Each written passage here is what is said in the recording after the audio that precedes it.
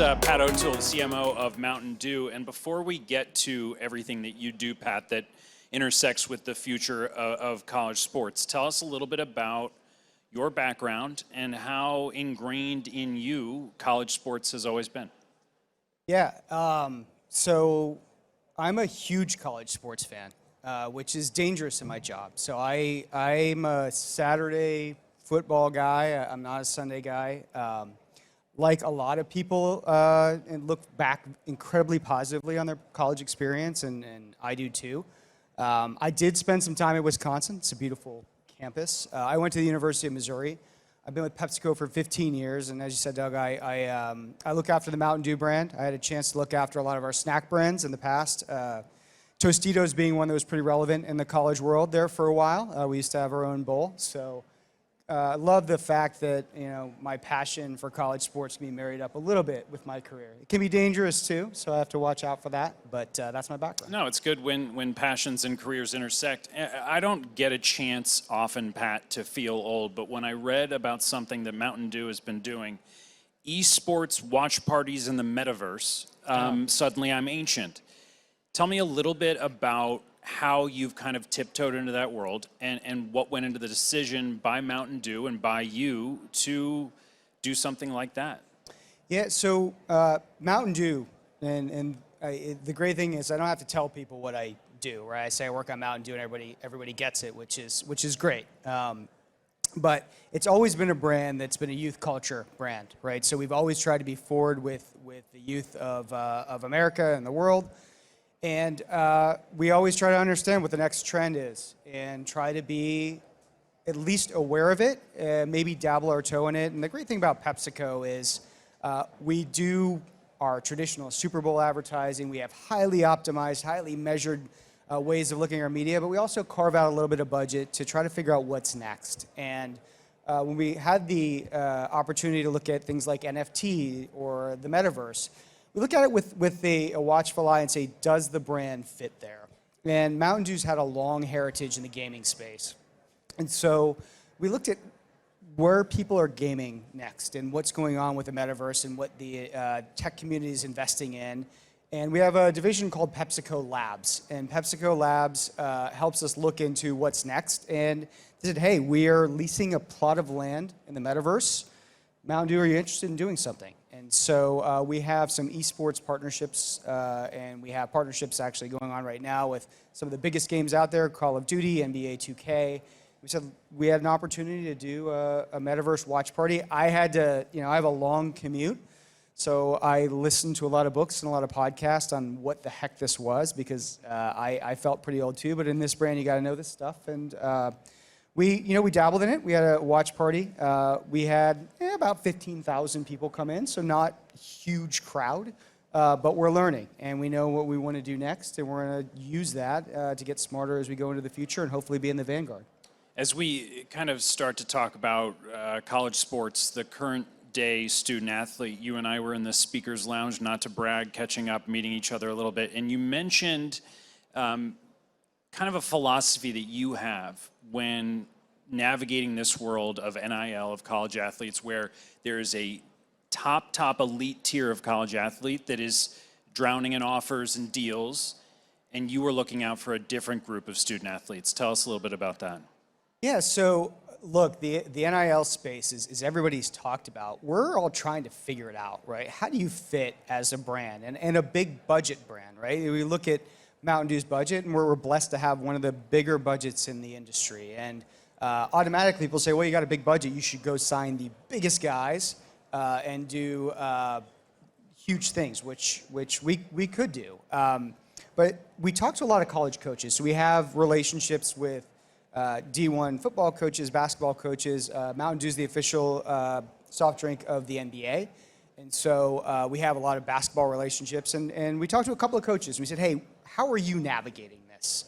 And I said, you know what? NIL has a real potential, and I think Rob alluded to it too, to divide the locker rooms, right? You got your upper crust guys, 5 stars making, commanding $1 million deals. And then you have the rest of the team, right, who's looking at them with great envy. They're putting in the same hours, going through the same things, but they didn't have the opportunity. So we sponsor the 3-point contest. And we've worked to make the brand synonymous with the NBA and the three-pointer. And so when I went to school, I went to, as I said, the University of Missouri. There was a guy, he was actually a fraternity brother of mine, who walked on to the University of Missouri basketball team. His name was Mark Wampler. And we used to be able to get up 20 in those days. Today's a little bit tougher, but we get up 20, 30 points. The entire, it was the Hearn Center at the time, would be chanting, "Put in Wampler." And we would get what we wanted, and Mark Wampler would go into the game, and first thing he did was try to launch a three. That was the whole thing, was trying to get Mark a three, and if Mark got his three, the whole place went crazy. And there's a Mark Wampler at every school. And so what we did is we said to the coach, what if we could try to reward the guy at the end of the bench to go in and try to make a three? And if they do, how do we reward and compensate them and make them a Mountain Dew ambassador on campus? So we signed up athletes from Iowa State, from Baylor, from Arkansas, some schools we have relationships with, and said, hey, you're part of we had a product called Mountain Dew Spark. We said you're part of the Spark Squad. You go in, you're an endorser for the brand, you make a three, we'll give you a few $1,000s, and we'll give the entire campus Mountain Dew for you making your three. And so we tried to take a little bit of a different pivot that was in touch with our brand, but also rewarding the athlete that might not, at least at the beginning of the NIL, might not have the opportunity to have a brand endorsement, and we can help get them ready for media appearances and endorsing a brand and some good life skills. So it was a great program, and we might look to do some more of that.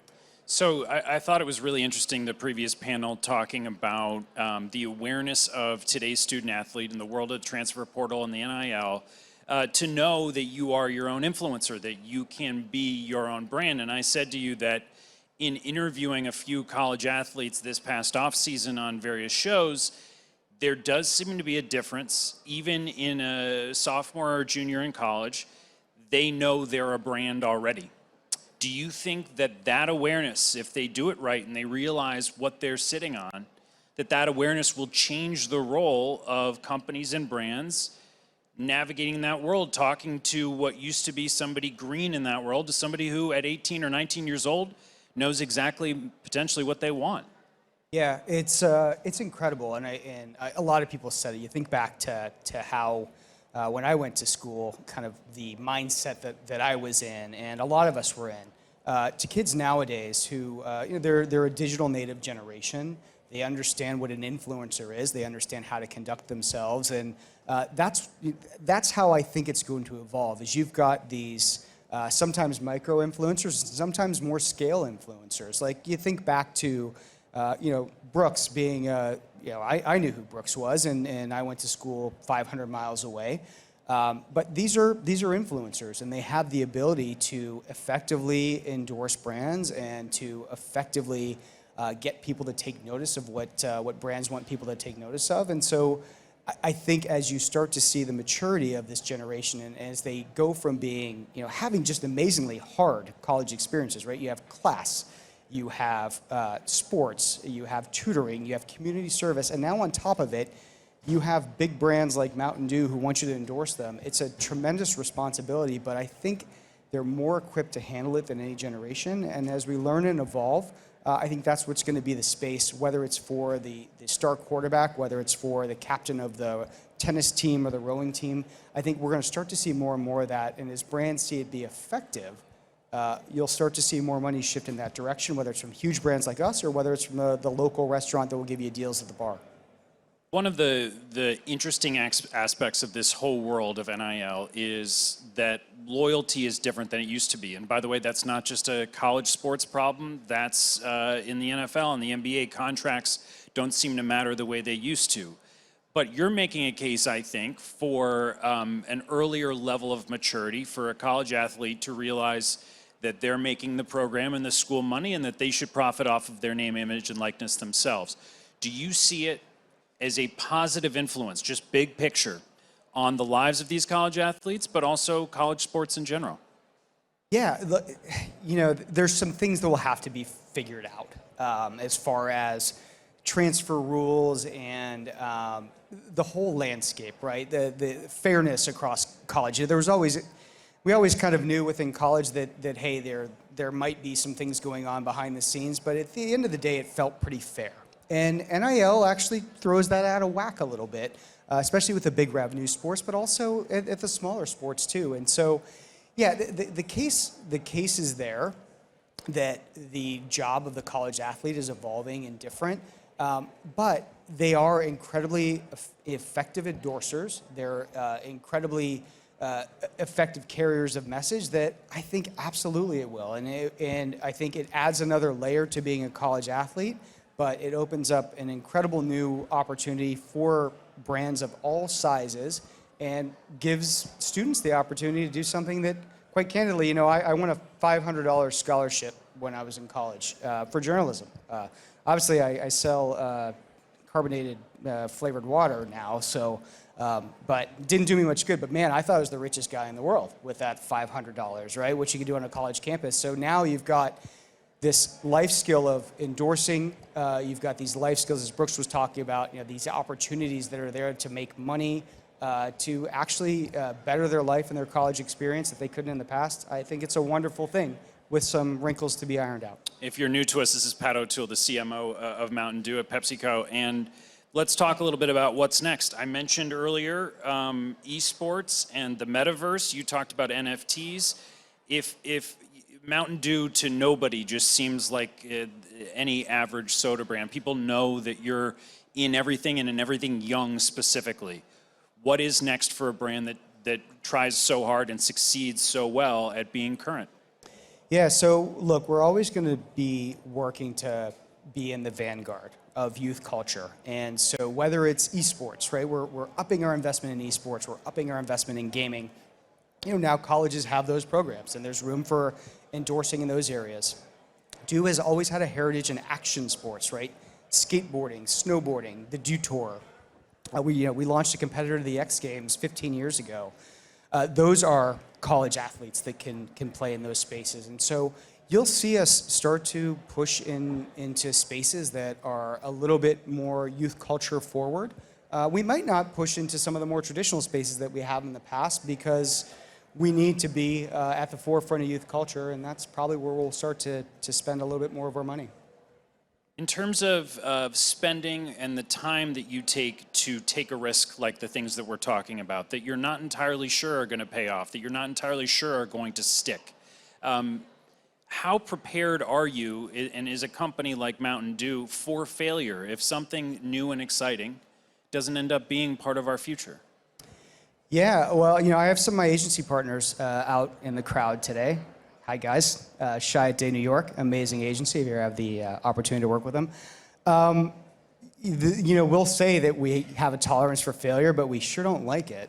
And so, look, you have to make the calculated risks, and you have to know when you're going in for a risk and when you need to deliver against the profit algorithm of a Fortune 50 company. And I think as long as we're all holding hands and saying, you know what, we've carved out this budget and we've carved out this opportunity to go learn something, as we did with the metaverse, right? I won't even get into how upside down the ROI was, but we know we're going to get smarter on that.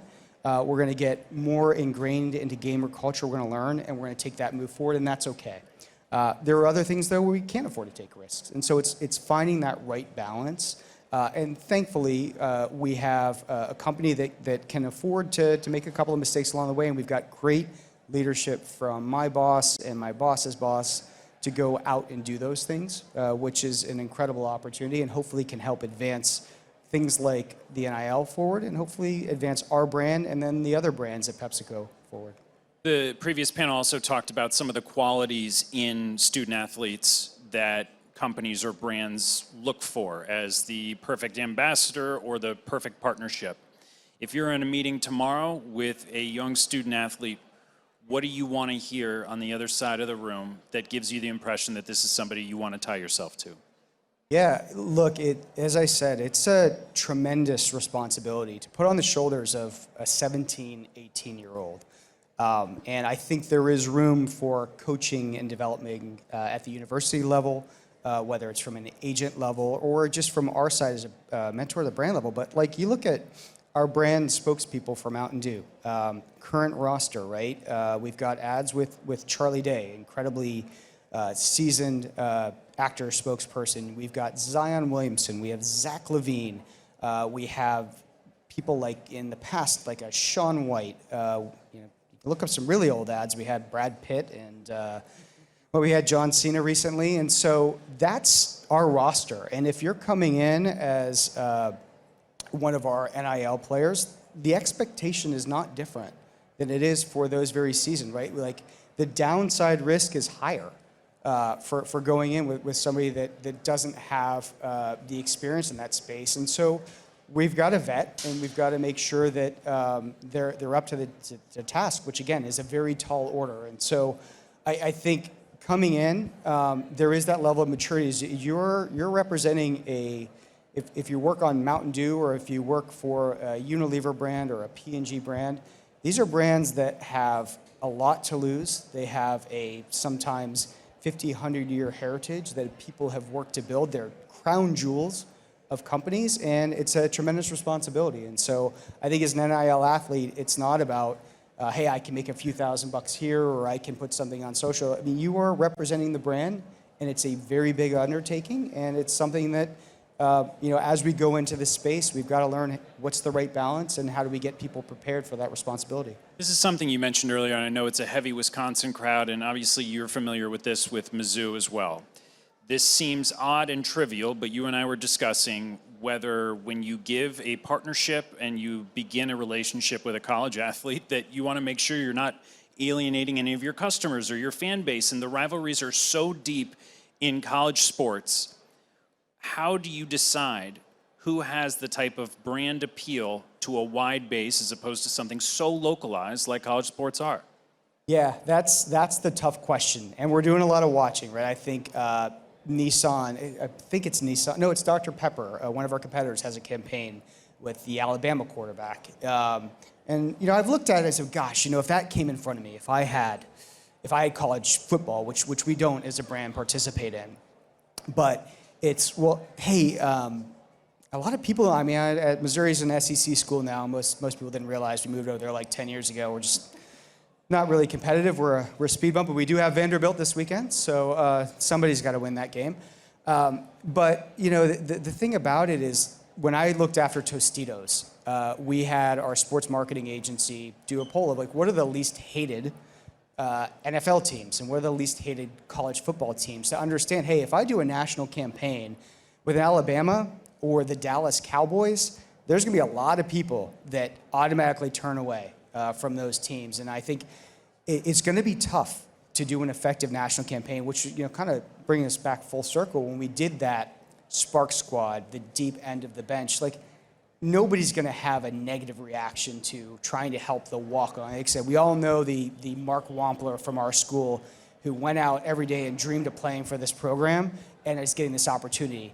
Now, the 5-star multimillionaire future #1 draft pick, you might have some pretty negative opinions that could impact your brand in the way that maybe isn't intended. And so that's the space we're all navigating together, but it'll be fun to figure out. You saying it's harder than I think for Dak Prescott to get deals these days because he's the Dallas quarterback? I mean, it would seem so obvious to want his face on your brand. Yeah, you know, Dak is great, and I've had the opportunity to work with a lot of great athletes, and Dak is one of the best human beings that I've worked with. However, you know, with social media and LinkedIn, I've gotten a lot of feedback of people who don't like Dak as much as I do. So you get a little bit of that. Pat, thank you so much. Really appreciate it. Thank you all for listening and for being here. And we will bring up our next panel shortly. Thanks so much.